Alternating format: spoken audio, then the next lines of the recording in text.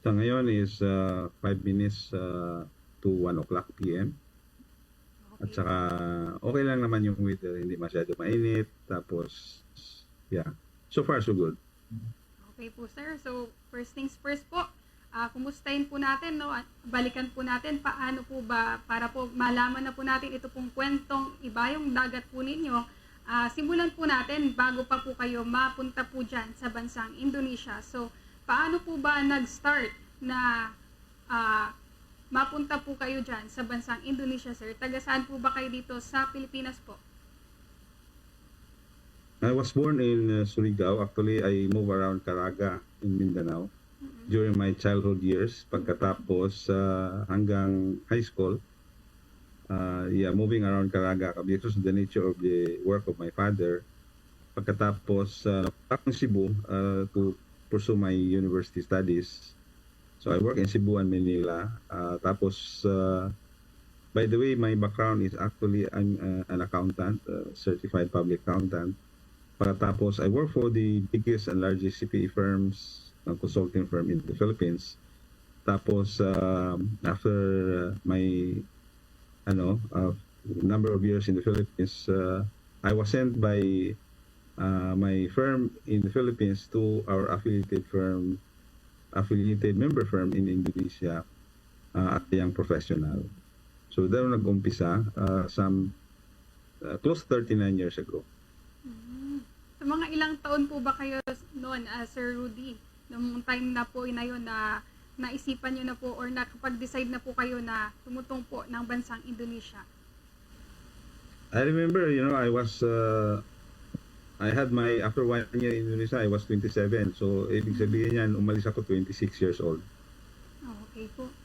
So ano po ba ang nag-udyok po sa inyo? Bakit po napili po ninyong tumungo po dyan sa bansang Indonesia, Sir Rudy? Actually, at the time, nung early 80s, medyo I've seen a lot of instability sa Philippines, when I graduated from university, it was life is a bit easy, medyo madaling humanap ng trabaho, but after say 5 years, medyo nakikita na natin yung marami nang pupunta ng Saudi, sa Middle East, sa mga professional levels, mga technical, functional, mga ganyan. So, ako nakikita ko rin na medyo pahirap yung advancement sa Pilipinas. So, I foresee that for the long future. So, I also explore my opportunities. So, kaya pumunta ako ng head office namin sa Manila para madali yung mag-apply sa overseas. So, nag-apply ako sa Saudi, nag-apply ako sa, yung popular ngayon, sa Canada. Tapos doon sa firm namin, kasi yung member firm namin is a leading, kumbaga, I would say, collaboration among Southeast Asian countries. We are present in Indonesia, sa Thailand, sa Malaysia, at the time Hong Kong, Brunei, mga ganyan. Tsaka yung headquarters namin sa Pilipinas. So nag-apply din ako doon internally sa office namin kung anong opportunity overseas outside the Philippines. So, yun, a lot of applicants, unfortunately, napili ako. I was sent here by the firm. Tapos, dito ko na pinurso yung career ko after a while sa CPA firm. I left the firm. Tapos, nag-join ako sa corporate, climbing from the ladder up to the last position I have when I fundamentally retired 18 months ago. Okay po, sir. So, napakadami na po palang bansa na napuntahan. Kung babalikan po ba natin ito, sir, matanong lang po natin, no? Ano po ba itong, syempre, naniniwala po tayo na sa dami nyo pong napuntahan, hindi naman po ito, hindi po ito smooth flowing, no? Ano po na hindi po naging madali ang lahat. So, sa mga oras na ito, sir, maaari po ba nating matanong, ano naman po itong mga circumstances na naranasan nyo during yung mga time po na yon na kayo po ay nag-apply, lumilipat-lipat po ng iba't ibang bansa, Sir Rudy? Kung nung apply ako, hindi ako lumilipat. Bali tatlo yung pinagpipilian. Saudi, Canada, tsaka doon sa internal organization namin, kung saan ako ipadala ng firm namin. Doon sa mga affiliated firms namin sa Southeast Asia. So, at the time, sabi ko, kung sinong mauna, I'll go. Nauna yung Indonesia, so I go. Parang ganyan. So, at the time, nandito na ako, so I decided, actually, I was just thinking na siguro 5 years, because my contract was basically 3 years lang. So sabi ko, okay, maybe 6 years, maybe 10 years, babalik na ako for good Philippines. But every time I have my vacation, sa totoo lang, I'm very sad, kasi medyo ganun pa rin yung Pilipinas. So, stay hanggang decision to stay, hanggang nandito na ako. Yes po. So, matanong po natin, Sir Rudy, kayo lamang po ba yung nandyan po sa Indonesia or may kasama po kayong member po ng family po ninyo?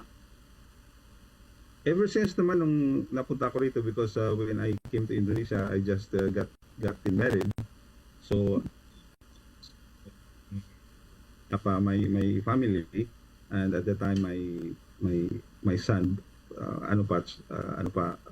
baby pa siya, hindi na lang misis ko rito, so sama-sama na kami rito. So tapos nagkaroon kami ng isang anak pa dito, so bali 4 kami dito sa Indonesia lahat. So grown up na yung mga ko, they are already done, they are already on their own, so na sila, grown up adults na. Okay po, sir. So, napag-usapan po natin kanina na naibahagi nyo rin po ito pong Alliance of Filipino Overseas Community. So, Sir Rudy, matanong po natin, paano naman po nabuo ang Alliance of Filipino Overseas Community po? Actually, itong back in early 20 kaya ba yung presidential election 2022. So December 2021, so nagkaroon ng usap-usapan, tapos few Filipinos na gustong umunlad yung ating bansa. So we have a talk, a core group of Filipinos na based sa Indonesia, usap-usap, tapos ganyan, ano pa yung matutulong natin sa ating bansa. So sabi ko, fast forward, we've decided to come up to form a legal organization.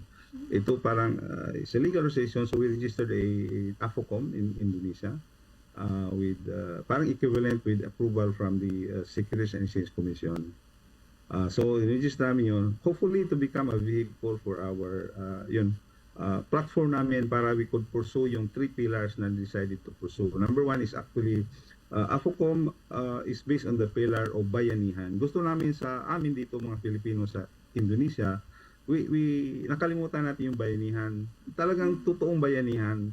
Magtutulungan tayo both financially as well as non-financially. So, yun ang isang objective namin, what I call the pillar of our organization, foundation. Second pillar namin is we want to maintain and keep the cultural and culture and heritage sa Philippines. So, turo natin sa mga anak natin, hindi natakalimutan that we're from the Philippines. So, whatever opportunity, we have to continue to look back, tapos pagyamanin natin yung natin, kultura at saka heritage natin as a Filipino. Yung pangatlong pillar namin, ito medyo mahirap kasi I give a title to this as Balik Talino. Kasi ganito yung namin, we exchange ideas. Naisip namin, since we become overseas Filipinos, lumalawak yung namin. We look at things differently when we are still in the Philippines. Marami kaming karanasan, we've encountered different people. Especially sa akin, I've been moving around Southeast Asia. Nakikita ko yung I could compare and contrast anong nangyari sa Philippines saka sa other Southeast Asian countries. Because at that point kasi, I move around Southeast Asia to develop our business dito sa dating employer ko. So, doon nakikita ko yung tsaka I look at my other colleagues, ganun din experience nila. So because of that, we aspire that through AFOCOM, Alliance of Philippine Overseas Community, ma-share namin yung mga naging expertise companies namin on areas na talagang we believe we can provide some help. Ganun yung namin. So, kaya lang we're still in the process of paano ba ito ma-realize talaga. Because Balik Talino program is a very broad. Halimbawa, paano kami makakatulong in terms of comparing practices, best practices ng Indonesia, ng Malaysia, Thailand, ganun, vis-a-vis Philippines. Whether it's in governance, the way we manage yung natin, executive versus legislative, and so on and so forth. Tapos yung halimbawa, digital transformation. This country, I mean, other South Asian countries, vis-a-vis Philippines, rice sufficiency, things like that. So, maraming mga, halimbawa yung education natin, meron tayong K-10, K-12. Actually, sa lahat ng Southeast Asia, tayo na lang yung wala pang, late tayo doon sa K-12. Dito sa Indonesia, pagdating ko, K-12 na sila. Sa Malaysia, ganoon din. Sa Singapore, ganoon din. Sa Thailand. So, there are plus points and there are also imperfection, what I call. So, gusto namin i-share yung ano yung maganda, tapos ano yung medyo hindi, sasabihin din namin. Ano ba talaga nangyari ito? So, people will have a broader perspective. Hindi lang tayo nakatingin doon sa atin lang. Titingnan natin doon sa mga neighbors natin. Sad to say actually na our neighbors actually improve or move faster than us in the Philippines. Totoo yun. Philippines improve. But are we improving in the same pace as our neighbors? Hindi. Sa totoo lang. Kaya yun ang gusto namin i-share. Anong nakita namin, anong na-observe namin, anong na-experience namin in the course of interacting with the various levels of the society here, from decision makers na yung ibang namin actually are the top level executives. So we have the opportunity to actually interact with dito sa taas, sa middle, sa baba. So yun ang gusto namin i-share ng mga kaalaman, perspective, tsaka talagang hands-on na experience na kaya namin. Na gusto namin i-share. Kaya lang dito because of this Balik Talino initiative, nahirapan kami kasi wala kaming channel, wala kaming platform kung sino kausapin, anong platform, wala kaming kumbaga radio program, wala kaming YouTube channel. So we're still struggling. By the way, our organization was formally approved in October 2022. So we're just a year yet. By October we will be a 1-year-old organization. Okay po, sir. So, na-share nyo po yung mga dahilan nyo po, bakit nyo po nabuo ito pong inyo pong alyansa. Matanong po natin, Sir Rudy, ano po ba itong nakita nyo pong specifically po na kakulangan ng Pilipinas kung inyo pong ikukumpara sa Indonesia, kung bakit ganoon po kayo ka-desperate po na ituro o ipahayag sa Pilipinas ito pong inyo pong nais po na maipalaganap naman dito sa ating bansa? Actually, during doon sa after sa napag-decide kami to form organization, nagkaroon kami ng big gathering because it was also like going into the presidential election. So malaking gathering ng Filipino community. So there were certain speakers. I presented my own personal view, what I call Vision Philippines 2040. Actually, I highlight 3 points of path for the veteran Philippines. Number 1 is love of country. Compare and contrast love of country sa Pilipinas at saka what I call Indonesia and Southeast Asia in general. Medyo marami tayong kulang sa love of country. Example, we used to, for example sa social media, yung content natin maraming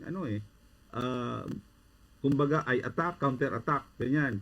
I say unpleasant statements, babalik unpleasant statements. Hindi ko nakikita yan sa generally by and large, hindi ko nakikita sa Southeast Asian countries na ganoon sila. Dito, the different opinions where we talk, ano ba kakabuti ng bansa natin?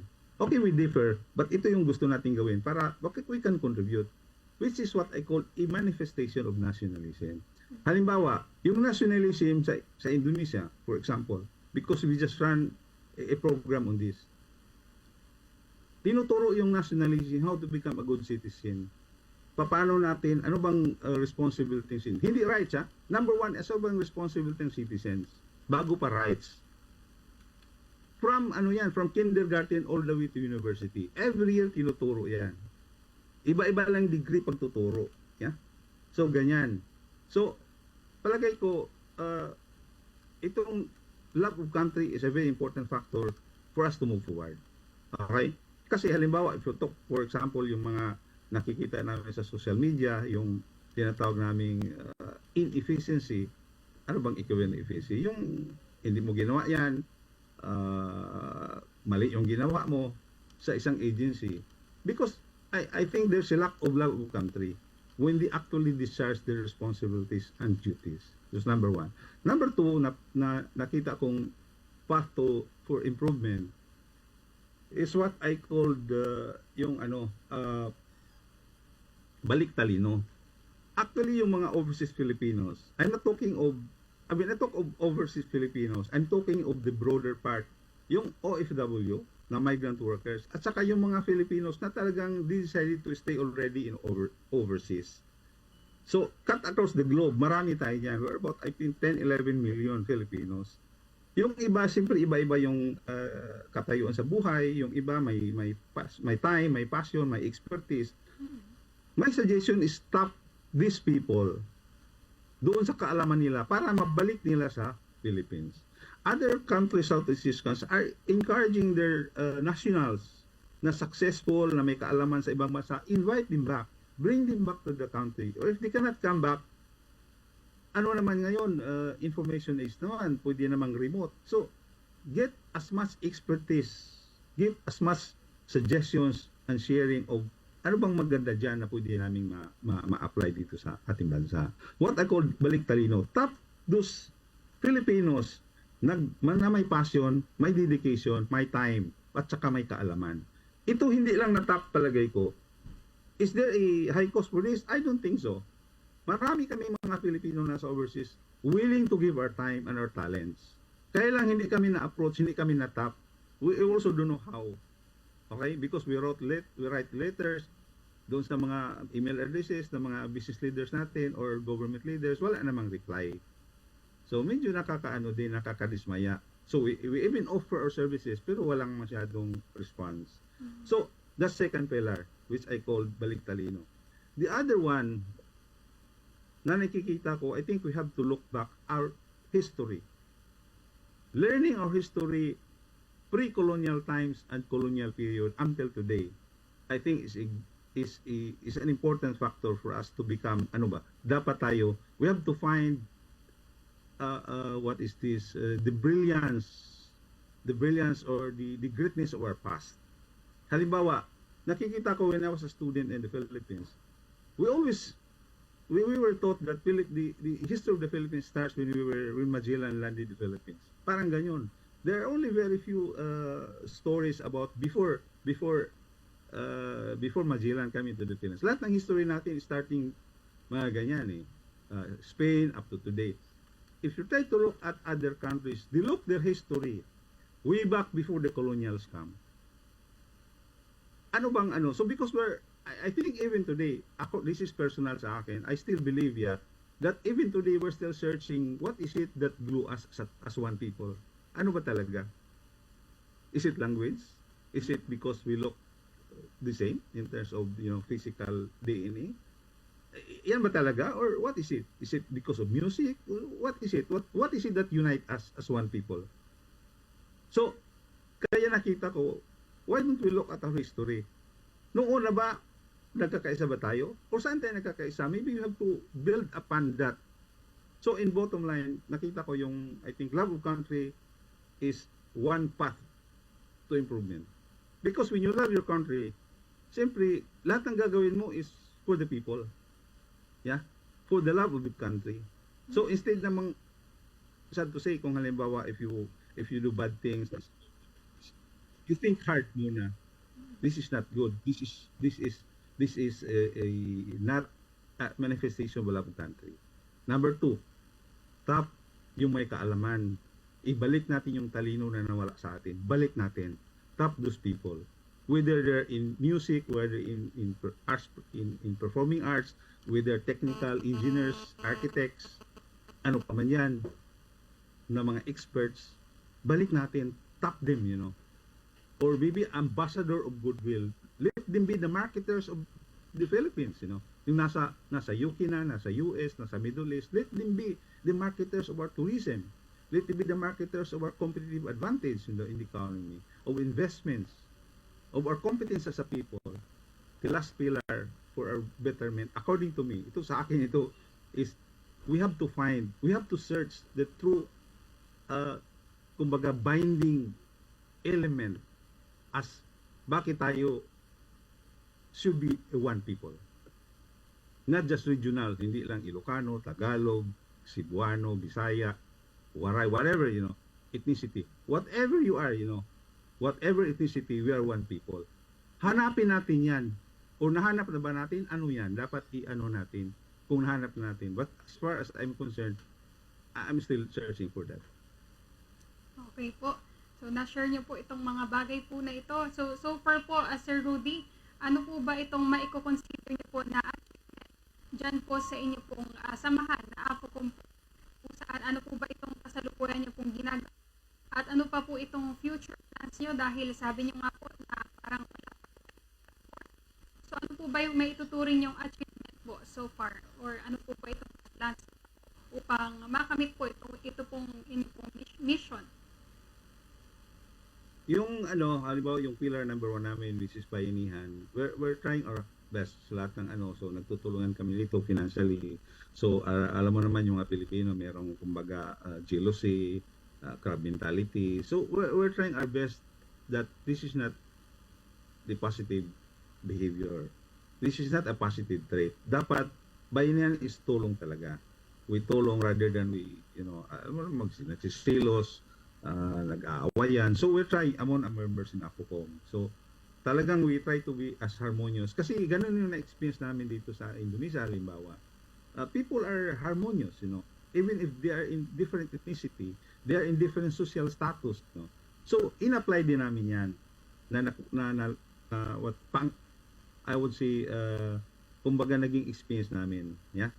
So we're trying to practice. So bayanihan. So we're doing that. Meron kaming component ng financial, yung kailangan ng financial support, sinagre-risk funds kami, kung may pondo kami, yung si-share namin. On cases of emergencies, karamihan yung may sakit, may na-hospital, mga ganyan. So, may talagang mga emergencies. So, yun, the financial side. Then, ang financial side is yung mga nagkaroon ng problema with their employer, may pagkaroon dispute, pagkatapos medyo naghanapan ng trabaho, nawalan ng trabaho. So we're helping find them jobs rather than going back to the Philippines. Halimbawa, yung nagkaroon ng immigration problems, may gustong pamilya na pupuntahin rito, in terms of sponsorship, nawala ng passport. Simple yung mga matagal na rito, may mga connection niya, may nakakalam, mga alam ng pasikot-sikot, sila yung tumutulong sa mga bago.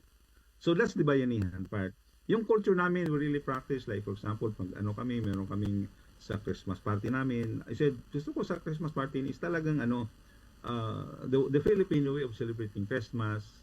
Halimbawa, songs, dances, pagkain, lahat balik natin yung Filipino way of doing the celebrating Christmas. Tsaka yung meron kaming months na yung namin attire is regional.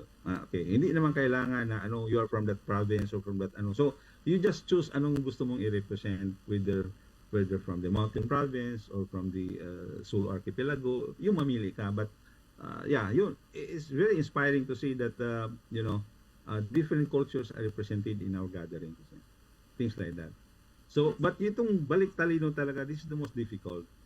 Kasi kailangan mo ng time, kailangan mo ng passion, kailangan mo ng counterparts, kailangan mong somebody would listen to you, somebody would, bounce back your ideas para ma-sharpen mo. Things like that. Yes po. So nakikita po natin, habang nakikinig po tayo na napakaganda po ng iyo pong ginagawa. Ngayon po, para naman po sa ating pong mga kinig na nais naman pong tumayo para sa bansa, tulad po ng inyo pong ginagawa, kung mayroon man po kayong mga maipapayo po, halimbawa po, gusto po nilang manindigan para sa karapatan ng bansa po natin, ngunit napangungunahan sila ng kaba, takot sa mga taong maaaring bumangga po sa kanila. Ano po itong inyo pong mai-advise po para po sa kanila? Actually ito I'd like to share ito Indonesian experience kasi matagal na ako sa Indonesia. If they criticize their government, it's not simply because they criticize. They say it in a nice word. Kasi dito sa Indonesia, meron sasabing the use of words, bahasa, which is salita sa atin, the choice of rasa, or the taste, tapos your tone. Dapat i-appropriate mo yan. Sa atin, medyo, hindi ko nung sinabi yan. Hindi mo nagalit. But you say it in a high-pitched voice. Kahit sasabihin mo doon sa atin na hindi ka nagagalit, but your choice of words nagagalit ka. Dito sa Indonesia kasi merong regardless of social status, medyo mataas ka, mababa, middle class ka, I respect you as a person. Not because of your rank. You respect me also as a person. So, merong concept dito sa Indonesia na berdiri sama-sama tinggi, you stand on the same height. If you stand, that means you are equal height. When you sit down, you are in the same height as well. So, berdiri sama-sama tinggi, duduk sama-sama rendah. Ibig sabihin niyan, we respect each other as a people. Kahit na yung mataas kang katungkulan, you're the boss in the corporation, in the organization, but we respect each other as a people. Kasi we're the same, we're one people. Because with the moment you disrespect me, this is a cause of disunity. Kaya may suggestion, ako tinitingnan ko yung mga natin, halimbawa yung social media sa atin.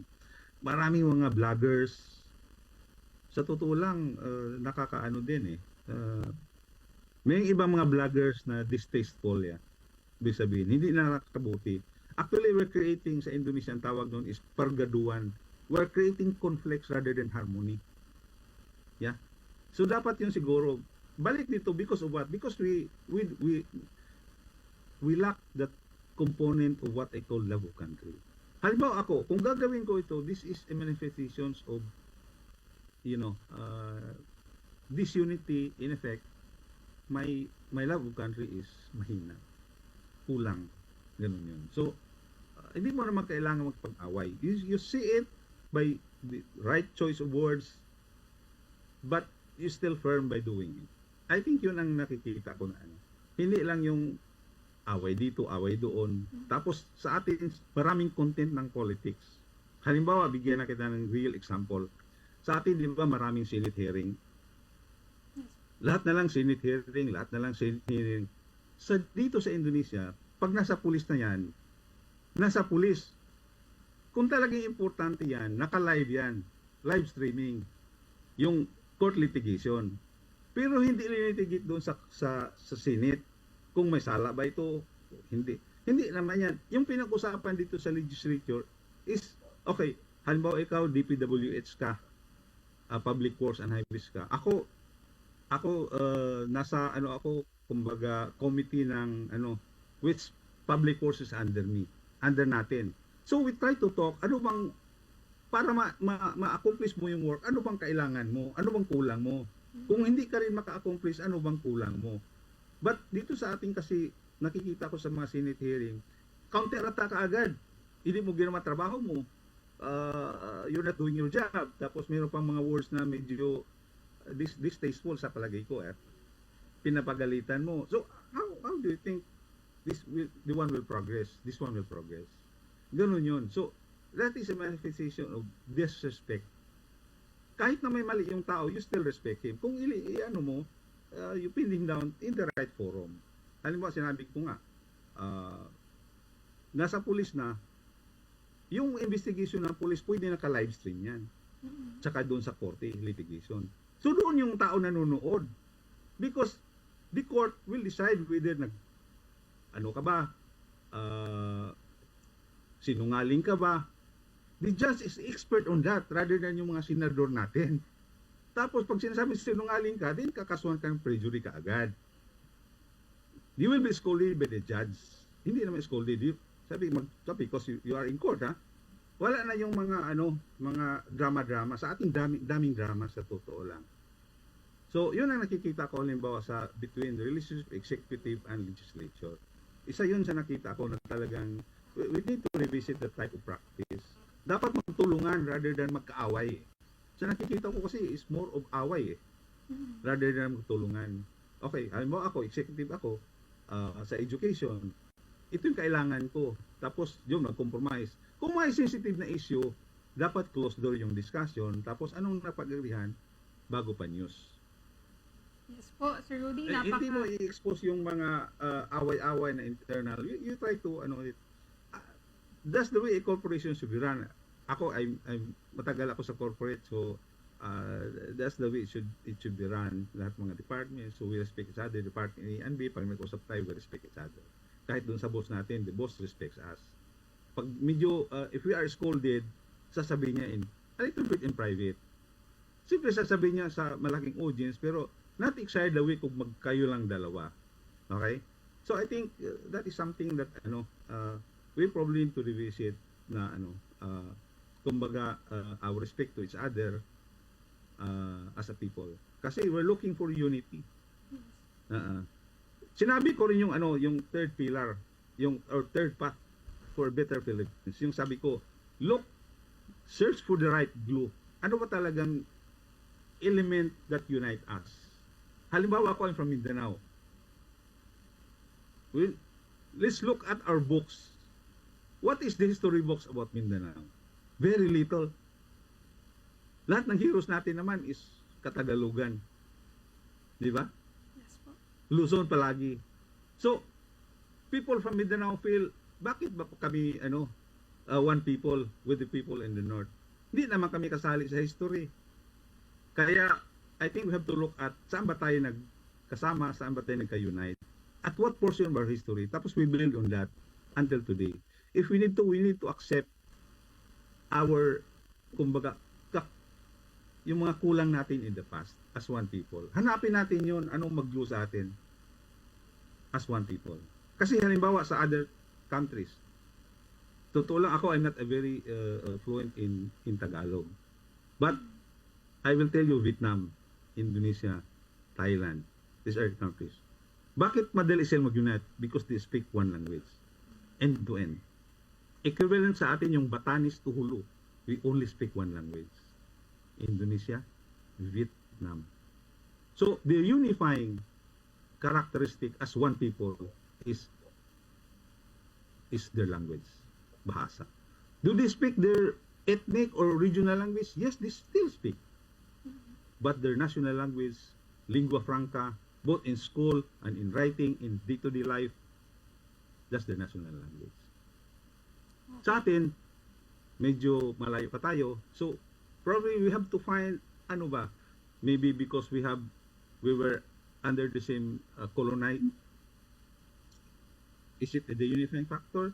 Is it because we suffered the same pain in the past? Is that the same? Ano ba talaga yung nag-unite natin as one people? That's why I think we need to look at that. Ako medyo very concerned ako from people from Mindanao which I come from, na medyo lahat ng napag-usapan na mga heroes, history, walang doon. Maybe just a few. Lapu-Lapu is not even from Mindanao, it's from Cebu.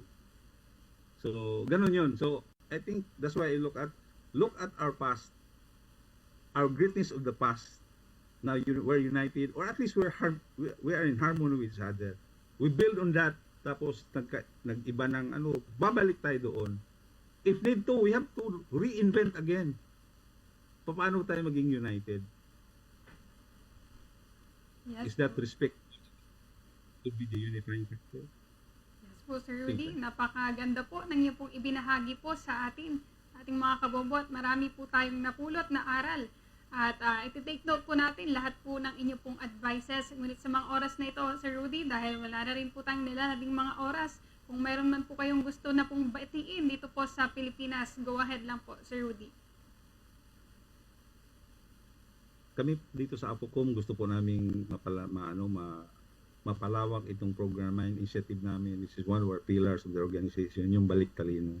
We're looking for people whom we could talk to, we have the same aspirations. Paano mabalik yung kaalaman namin as overseas Filipinos that we have gained over the years as overseas Filipinos. Again, hindi lang dito sa Indonesia, maraming Filipinos that they have a better and wider perspective since they become overseas Filipinos. Yung kaalaman na yun, many of those Filipinos wanted to give back to the country.